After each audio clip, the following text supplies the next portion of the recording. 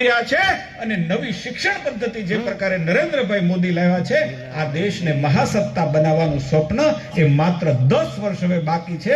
અને ત્યારે કદાચ હું આજે 50 નો છું, 60 નો હોઈશ, પરંતુ અહીંયા બેઠેલો જે દીકરા અને દીકરીઓ છે એની ભર યુવાનીમાં ગૌરવ લઈ શકશે કે અમે આ દેશને દુનિયાનો 1 નંબરનો દેશ બનાવવામાં અમારું યોગદાન છે. તમે કોલર ઊંચો રાખીને કહી શકો.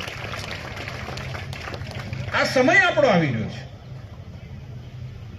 જે પ્રકારે ટેકનોલોજીનો ઉપયોગ,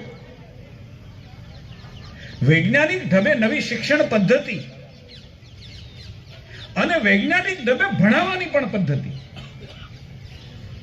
અને હવે તો હિન્દુસ્તાનમાં એવું કહેવાય છે કે માત્ર વિદ્યાર્થી ભણતો નથી, આ શિક્ષકોય ભણે છે. લઈ જાય છે ને તમને મહિનો મહિનો. આપણે એને સારા શબ્દોમાં ટ્રેનિંગ કહીએ છીએ. શિક્ષકો ભણવા જાય એ કેવું સારું ન લાગે આપણને, એવું સારું ના લાગે,